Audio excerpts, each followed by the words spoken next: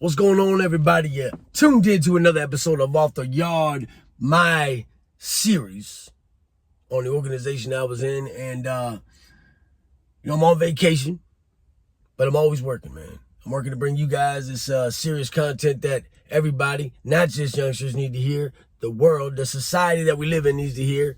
And, we had a sticky situation yesterday, but we're going to get past it. We're going to stay positive, man, because even though I got a bunch of stuff to do around the house today, it's all about spending time with your family and taking those moments to appreciate those people in your life and realize, how important they are. And I think that that's something that I didn't have before that I have now. It's easy to take them for granted, man. You know what I'm saying? It's easy to take them for granted and think that they're always going to be there. I wonder if the people in this series thought that. Maybe they thought it too late. Maybe it was too late when they had the realization that I have literally pissed my whole life away. I don't know. Haven't had a chance to talk to them. We've had some people in the comments that are, upset about the fact that I'm doing these videos, but we're gonna not speak on them anymore after this and move on with our lives in this content because it needs to be addressed. Today we're talking about the man himself, the El Capitan, King Dingaling. We're talking about Perry Roark, aka Saho the Ghost, aka Pops. And we're going to get into it. We're going to get into the beginning to the middle. Not the end yet, man, but stay tuned, baby. As the world turns, man, there's been a lot of speculation on to what Saho's original charges were, man. And what I've come to understand is there's always, two sides to every story, your side, his side, and the truth. What I think I've come to the realization is the original charges that got Perry Roark locked up in the beginning was a robbery, kidnapping, assault with a deadly weapon, all of the above, due to basically what they did was they scoped this 84 lumber out on Eastern Avenue in Maryland, and I think it was Middlesex, Maryland, if I'm not mistaken. I'm not one of those guys that writes down all this info. I probably should do that, but I'm trying to be expeditious in my delivery. Plus, I'm just a blockhead. So, anyway, that's what I've heard from multiple sources. People have reached out that have wanted me to do this story from Maryland. That were old head dogs. That don't like the new quote-unquote junkie generation. How can you call yourself somebody that represents a nation, that represents an organization, somebody who's supposed to be supreme, and you're out there begging for money to get it fixed? That's not supreme. That is pretty much bottom of the barrel, Holmes. So, that being said, that's where he gets locked up at. And I think all this stuff, if I'm not mistaken, originally came from the Cut, which is Old Jessup. And this is a prison out in Maryland that is notorious for murders and slashings and slayings and cuttings, all of the above that we love so much in this prison genre to talk about and hear. That being said, the story goes, right? Story goes, a lot of y'all have heard it before. I'm not going to go deep into it. BGF pretty much runs that state up there, man, at the time. I don't know now. I've heard that the Bloods are kind of deep up there, but I'm pretty sure that they have a good stronghold on the situation. Perry Roark hung out with him. This dude, and what you need to understand is these young little white dudes are looking up to him because he's a massive human being. I mean, he's strong. Like, he's ridiculously strong. But what I understand also, they didn't have enough weight on some of the piles there to even accompany his strength. That gives you an idea of how strong this guy is, man. Okay? So, yeah, I can see why people would, gravitate towards him in a prison environment. I don't know the man personally. I've never had one conversation with him. I've heard two sides about the dude, man. Like, I've heard that he's this, great leader.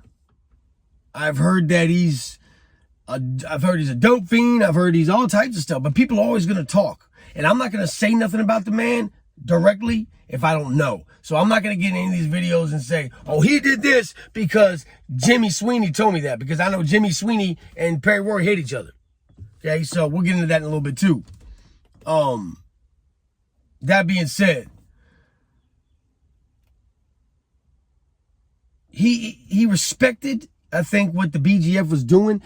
I don't think he had asked to join the BGF, and the BGF had told him, no, you're not black. You have to be a black man to join the BGF. Not a white man, not a Greek, not an Italian, not anything other than an African American. It's pretty much in the name, guys. Black BG, black girl and family. So that being said, they did say to him, though, that he could start his own little thing, and if he wanted to. Now, I don't know if the BGF really thought that, it was going to get as big as it did. I doubt they did. I don't think they'd want to create a baby that big. But the only thing at the time, I think there were a few little gangs that came together, from what I understand as well, from people who have sources. This is sources. I don't know. I wasn't there. But there was a gang called the Polar Bears. There was another gang here and there. These little groups that ended up all kind of coming together. And I don't know about the Polar Bears per se joined, but I know they were like, kind of like the little brother to DMI later on. But the DMI basically were the BGS hitmen. They would do work for them. They would do this, sneak drugs and whatever they were doing to get paid. If you have an organization, you got to get money. So this wasn't a bad idea. And it was actually kind of smart to get up under the biggest organization in your state, because otherwise, I'll let you know how many problems I had trying to build DMI down here in Virginia. It was because the Bloods run Virginia. I would walk on a new yard, and the minute I walked on it, they knew who I was, where I was coming. I got tatted all over the place. They knew who Big L was. You know what I'm saying? They just knew. And they'd run down on me. Hey, bro, there's no recruiting DMI here. And I would say to them, well, fucking stop me. Fought many wars over it, almost died a couple times. You know what I'm saying? I mean, it was ridiculous, the shit that I was doing to try to build this empire. I've always had a leadership mentality. I always wanted to build a brand, right? Always thinking outside the box, always thinking bigger than the box. And I would always put it in the wrong fucking place. So, that being said, we're going backtrack again. So these little gangs or whatever, they're all grouping up with the DMI, and don't know exactly the relationship that these fools had as far as Jimmy, Brian Jordan, and Perry Roark, but they are pretty much the originators of DMI, Dead Man Incorporated, 4139, right? Now, I don't understand. I don't get how this all branched off. And it still confuses me to this day. Because if I know what I know now of James Sweeney and what I've heard about Pops, about Perry Roark, I don't even see how these two would have been hanging out. To be completely honest with you. Now, Perry Roark's out here running around with the BGF. James Sweeney's up in the feds trying to branch off with an AB now. So, like I said, I don't get it. I don't understand it. I guess I'll never know. But this is how it all went down. I don't know much about Brian Jordan, man. I know that he was in a jail down here in Virginia for a while when they were going through the racketeering case. But he's been pretty quiet throughout all this, man, as far as I know. I don't hear anything about him being on anybody's radar. I don't hear about him. I can't find anything about him except a couple pictures on the internet. So, I don't know. Maybe I'll search deeper as we go along in this series. But as far as Perry Roark goes, man, statements from detectives and statements from gang investigators, he was not this, guy out in the street perpetuating this gangster mentality. The dude was out, he was a small time hood.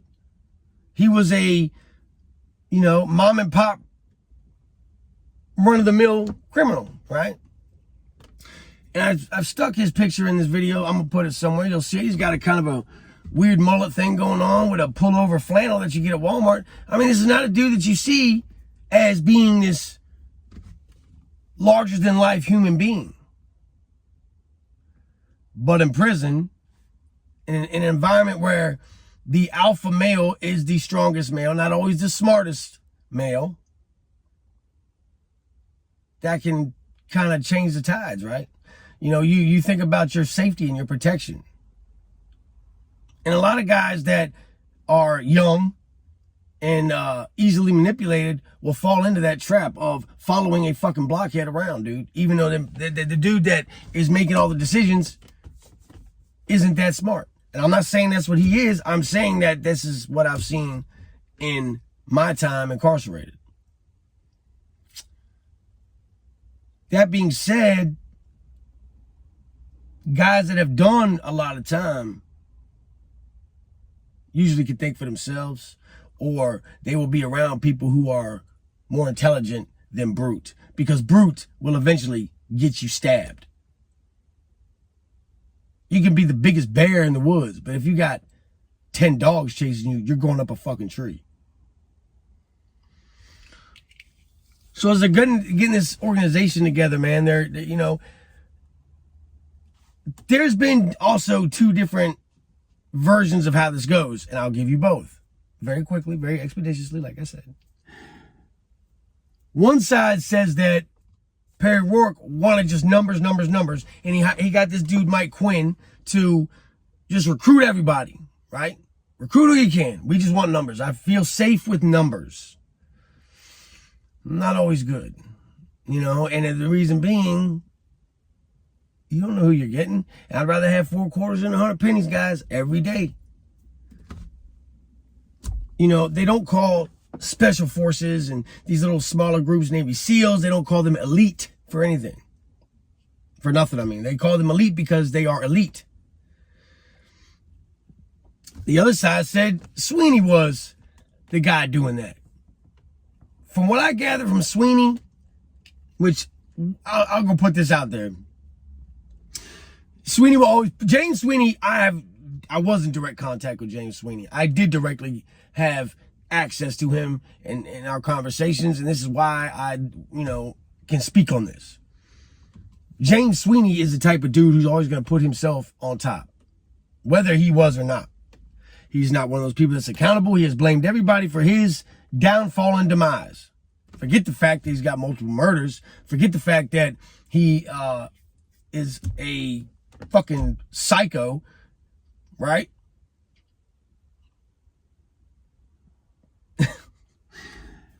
But I can almost kind of see both of them maybe as a new group and new leaders, and probably have never ran anything in their lives, making plenty of mistakes on the way. I do see that. But I do feel like there's usually always one alpha and the rest are following along or jealous that he is an alpha. There's always going to be jealousy in an organization, bro. And that's kind of what happened. And it's going to happen when you have their hierarchy, to me, is a little off-putting, because you have 3 guys that run a state, right? 3 guys that run a state. And this is all public information. So I'm not giving game. I'm not saying anything that isn't already been said or shown. Okay, so just relax yourselves. Calm your tits. All right, relax. There's 3 SCs. Then you have some elders. And then you have, capo and all that down. But you have 3 guys. Different personalities. Different levels of life. This is always going to create a problem. I don't care what anybody says, it will create a problem. Because there will come a day when you disagree. Now, what happens when 3 leaders disagree? Usually, the third guy, the man out, is going to side with one or the other. Usually. And then it's going to be how many of our guys can I get to side with me? And how many of guys can you get to side with you? Then it's going to be a fucking war. This is why there's multiple sets in Virginia now. Because of what happened with us. And it's never going to work. Anyway. They get to beefing, man, later on. So, obviously, we'll get into that. Now, as their time's going on, Perry Roark kills a dude, right? So, Perry's doing like 20-some years. He kills a dude in the midst of that. Early on in his bit, I think, if I'm not mistaken. Either way, whether it was earlier or later, he goes up for parole. He's supposed to go home, and he walks into the, I guess, the counselor's office or whoever that's going to get his release papers, and they're like, hey, Holmes, that release shit, that shit is dead. You're going into the feds. You're hit. You're getting a RICO case. And I don't know. I have to think to myself as a free-thinking human being that there's no way in hell that man thought he was going home. If he did, then I think my question is answered of whether he's a blockhead or not. Because all the shit that you were fucking pulling while you were in the institution, you're getting locked down for bringing drugs in, for committing hits or having hits tried. They only got one, I think, that was actually fully played out. But there were multiple hits tried. These dudes are running around Baltimore and South Baltimore going crazy, bro. Off this DMI shit. And I just can't see and fathom in my mind that you walked to that counselor's office and were surprised that the fucking federales were there to pick your ass up. Maybe I'm wrong, man. Maybe I'm wrong. But that being said, he ends up getting a life sentence. But what was crazy to me,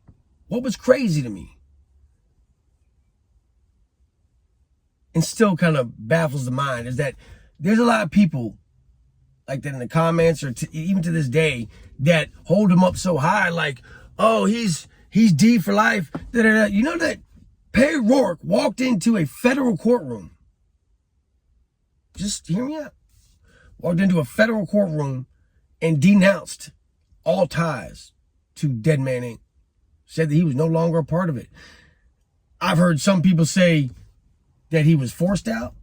I've heard some say that he walked away freely. I don't see Perry as the type of individual, I could be wrong too, that's going to let people push him out of anything.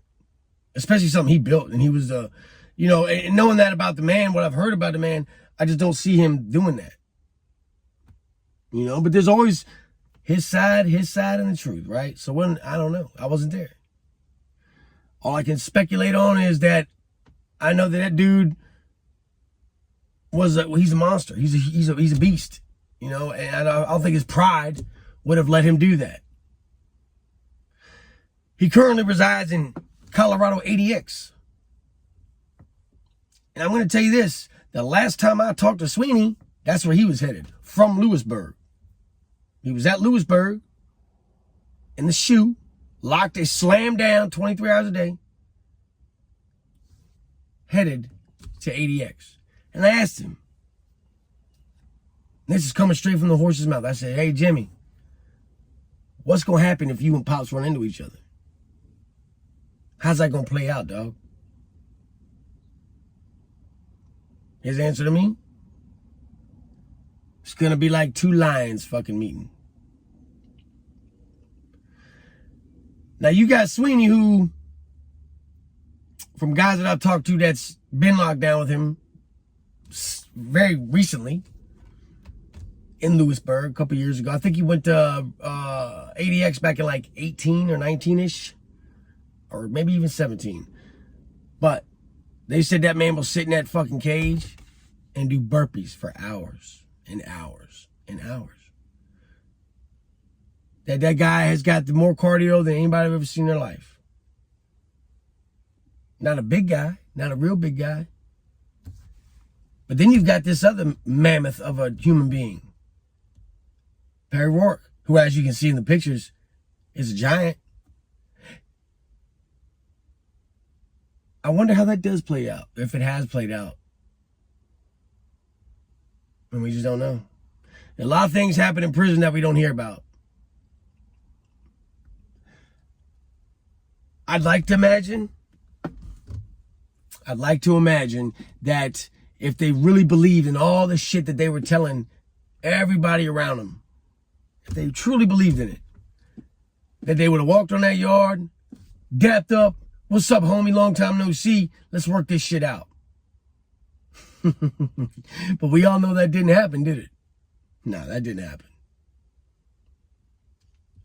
So, I know one thing, that if James Sweeney was saying half the shit about him to other people as he was saying to me, it's all bad. It's all bad. And what's even crazier is, he wrote it down. And this is public information, it's on the internet already. So guys that are gonna be like, oh, you're giving away the handbook. The handbook that Jimmy Sweeney wrote from prison, which is the one that I received and all my guys received, because this is what we thought was legit. We didn't know about all this till later on. We did not know about this till later on. Repeat that. That this was a lot of Jimmy Sweeney's imagination. That somebody who was in a cage for hours and hours a day can manipulate reality within their own brain. Can manipulate realities around him as well if he's got enough sponges to feed off of the knowledge. Now, the handbook that he wrote, hey, as intuitive and inspirational, and I mean, it's pretty fucking, it's pretty good reading material, man. I don't think that it was everything that was what was legit. I think it was off of his shit. I think it was the DMU side. Now, I could be wrong, because out of respect, when I walked away, when I found out all of this, man, now I'm letting you know, man, I came from a seat, a real seat. You talk about hard to give up, man. Most people will never experience that type of power in their life, man. They won't. Because we down here, although we do have a lot of drug use, we weren't like infamous like it is up there. We were very militant. We were different. We were kind of like the old heads, the old generation that started DMI. We're very militant. We were very militant and we were very smart. But out of respect, right? When I, came home and it was, the opportunity was presented, I knew what I was willing to sacrifice and what I wasn't willing to sacrifice now, right? So I was offered this other literature. I was offered these other values and this other knowledge, and I didn't take it because at that point in time, it was none of my fucking business.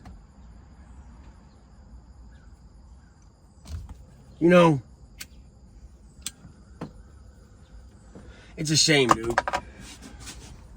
And I'm going to be 100% honest. The values and the morality aspect, the integrity and the self gratification that I got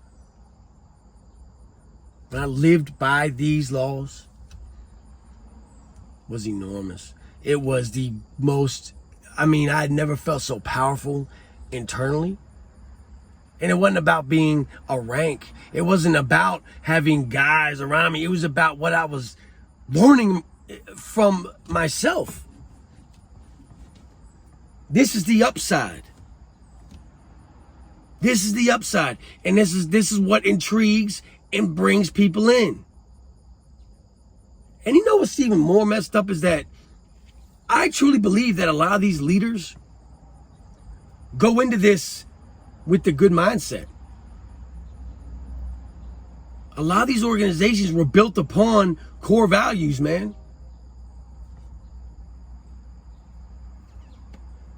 It's not the organization that fails, it's the people. It's the people, man. They forget why they're doing it. They forget how much is on the line. Especially if drugs are involved. You start putting fucking heroin and cocaine and alcohol and shit into the mix, you get loose. You get real loose, man. And you stop thinking.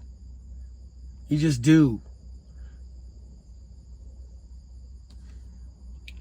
You stop being a man of fortitude and you stop being a man of character. I wasn't the baddest motherfucker in my organization down here. I wasn't the toughest. But I knew what needed to be done in order for us to be successful. I knew that. And I was fucking willing to do it. I was willing to sacrifice my whole goddamn life to prove this point. I was willing to sacrifice years.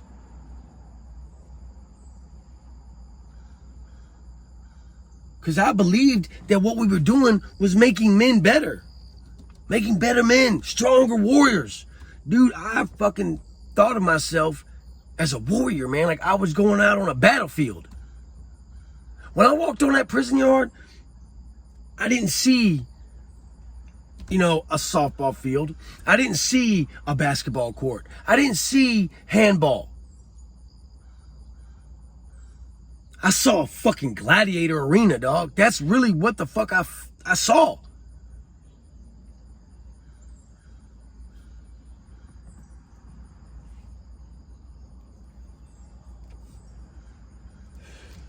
And there's a reason, man, I don't understand how I'm not doing life sentence. To this day, I do not understand how I'm not doing fucking 50 goddamn years. Maybe it's because I'm supposed to do this. I don't know.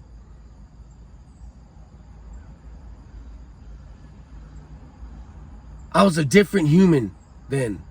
I wasn't human. I was savage. I had a savage mentality for a period of time. I had lost my goddamn mind is what it is. Just like a lot of these people are now.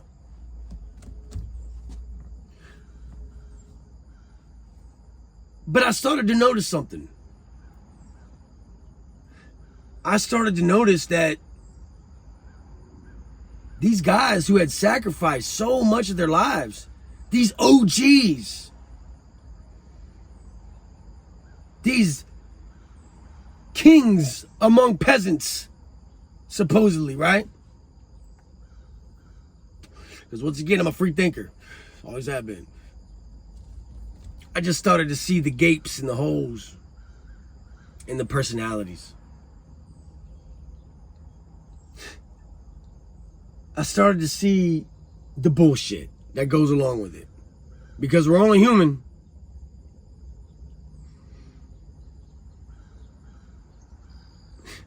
I started to see the handout. James Sweeney had another young man in his cell with him in Lewisburg. I'm not going to put his name out.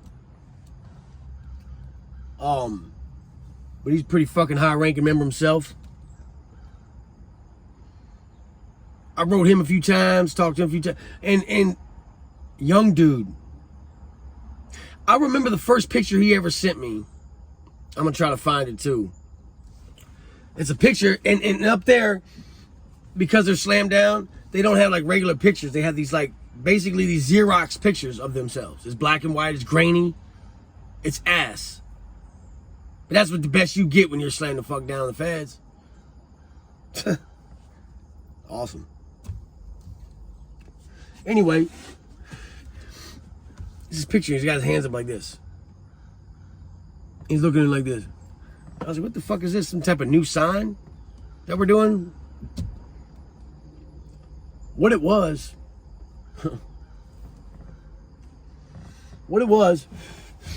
was an investigative picture. And his hands were like this. And there was blood coming down his right arm. What the fuck? This is what you sent me, dog? And the letter I got with it was so upbeat and jovial and just maniacal. This kid had ran up on a dude during the shower or something like that. The dude's sitting in a chair, and this cat fucking rolls up on him and hits him. Hits him.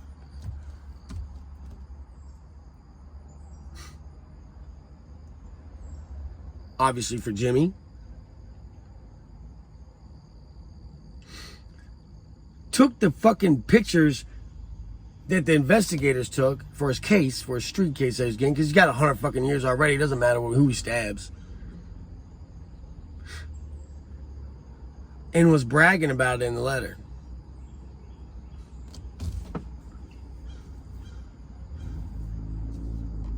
What happened to DMI? What happened to dignity, morality, integrity, bro? You hit a fool while he's sitting down? I believe he was actually cuffed to the chair, if I'm not mistaken. I get it, it's prison, there's no laws. I thought we were gladiators, bro. I thought we were warriors. That's not what the fuck a warrior does, bro. That's what a hitman does. That's what a murderer does. That's not warrior, bro. Anytime. And it goes back to a story I told a long time ago. And this was when I first became DMI, supposedly, and I'll get into that too, but when I first signed on, it was like, oh, this is what I'm going to do. I was brand new to it. I was at Haynesville. I did something very similar to that. I ran up on somebody and I hit them from behind like a coward. I'm not a coward.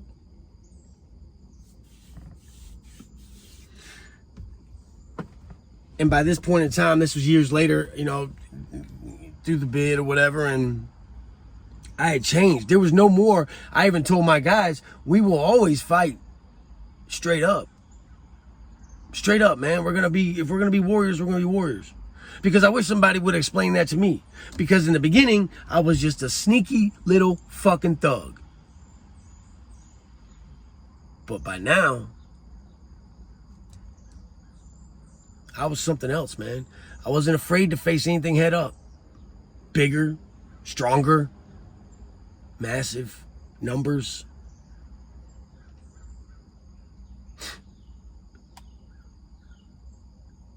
That's a bittersweet thing too, because for one, it teaches you how to face your fear.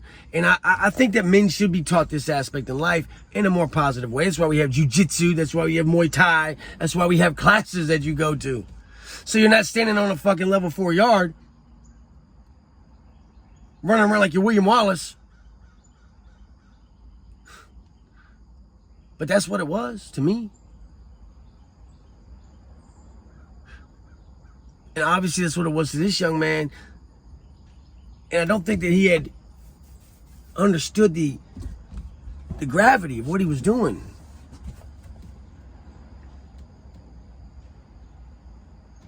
Look, man, you're always going to have leaders and you're going to have followers. I didn't want to lead the guys that were looking to me for answers into cowardice actions. I didn't want to lead them into a bad rep. When we walked around the yard, we weren't feared, we were respected.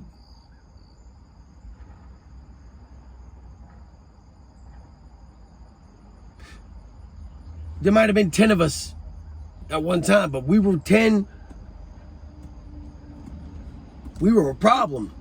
You're not just going to run up on us and beat us up and take our shit like some other gangs in the Virginia system. You're not going to do that. You're not going to tell me when, what, how, or why I'm going to do a goddamn thing. And we were ready to fucking die for it.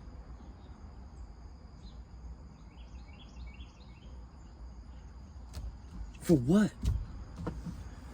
And what's really fucked up, I'm going to tell you how this hierarchy beef bullshit fucks up everything, is we would have been out there dying. One, for 2 other motherfuckers' beef. For 2, somebody's lies.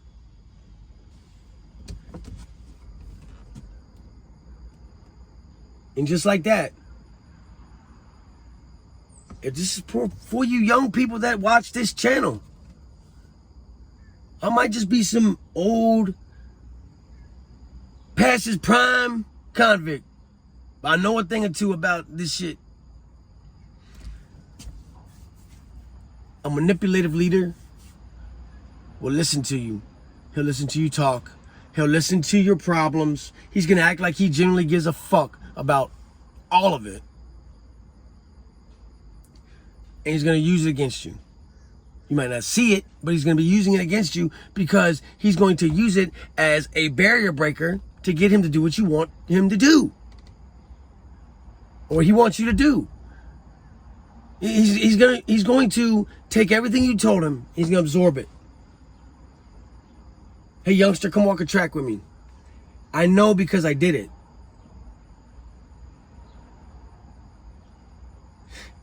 And as you've been in prison, you've heard about this guy. Man, this is the fucking OG. This is a big homie. This is the Supreme Commander. Whatever you want to call it.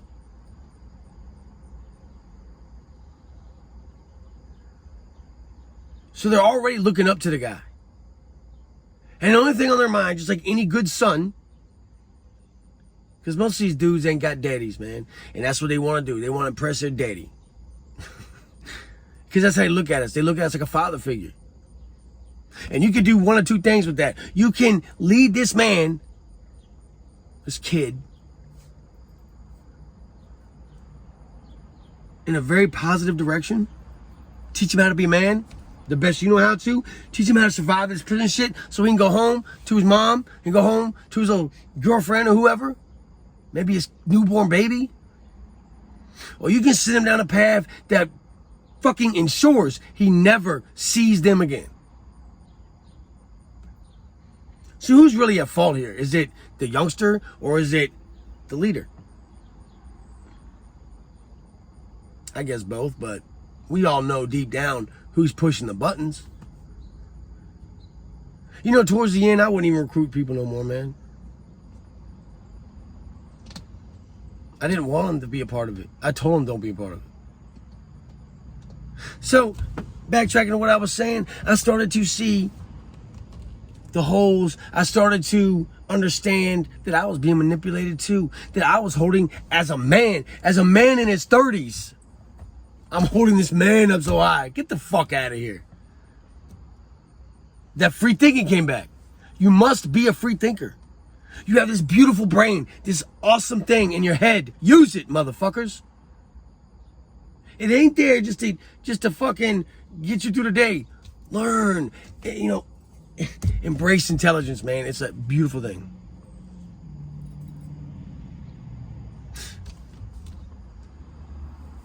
As I began to freely think about the whole scenario, the whole situation, I started to understand that I was no different.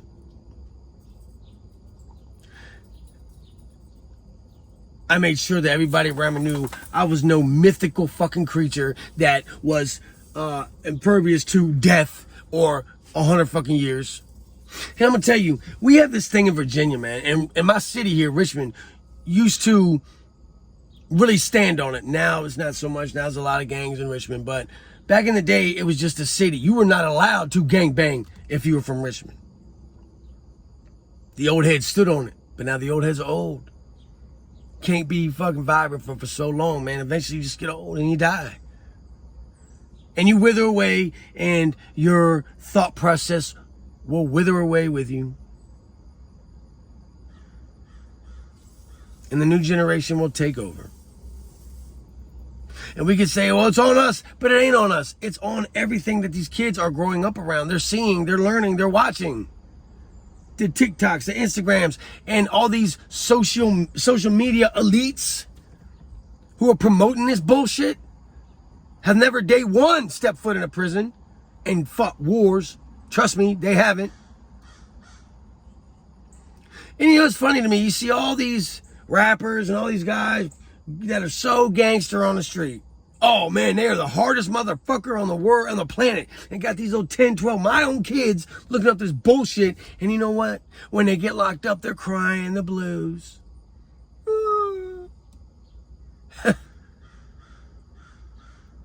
See the holes, man. See the fucking holes.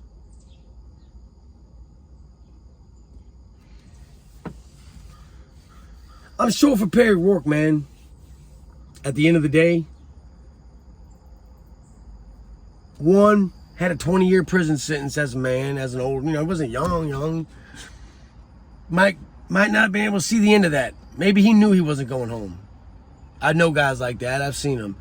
Maybe he believed in this thing as much as he wanted other people to believe in it. Or maybe he was just a gangster, bro. I don't know. I know that it's nationwide now. I know that it's in a lot of states. I know it's, got youngsters martyring themselves. I don't know what James Sweeney was thinking when he signed up with Pops. I don't know. Knowing him, he probably just saw an opportunity, man. Because he's fucked up for real. And I wish I still had some of the letters that he wrote me, because the investigators took them all. But I wish I still had them. Because I would read them to you so you'd see how fucking nuts this dude is. But that's what he's doing. That's his jam now. What he is doing, because the streets are not really giving him cred. So what he's doing is he's manipulating through the system with people that don't know, through other states. He's using these cats from the feds, from different states, putting this in their heads, and then they're branching out. That's how he's trying to survive.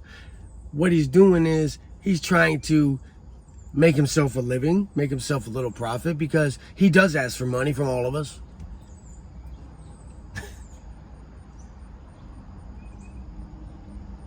Which, hey, look, if you're a great leader and you have martyred yourself for a good cause, then you should need some help. You should get some help in there, but not just so you can sit there and fucking mess my life up, dog. No, sir. I don't know what these guys' thought process was, man. Prison will make you do crazy shit because you're in a crazy fucking place. I end this video with just something that I feel I want you to know.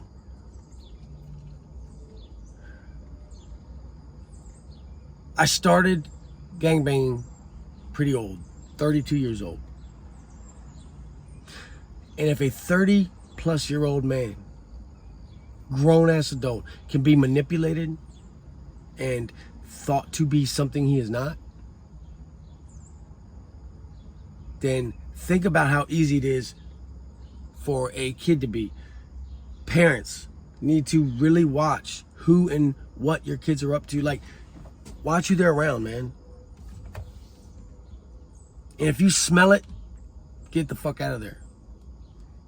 Because it's only going to take one time walking that track. It's only going to take one time. Little Johnny's walking with this idiot, and he manipulates him into fucking his whole life up. Youngsters, look, man. You're getting it from the horse's mouth. That's why I'm doing this. That's why I want to do this. I spent years doing exactly what I'm talking about. And there's thousands of guys just like me who are going to try to manipulate you for their own agenda. It isn't your agenda, bro. You need to be a free thinker. Look at me in my face. Be a free thinker. Do not follow another man. for blind reasons. Do your homework. Don't just sign on to some funky ass gang because you think it looks cool or because you like the color.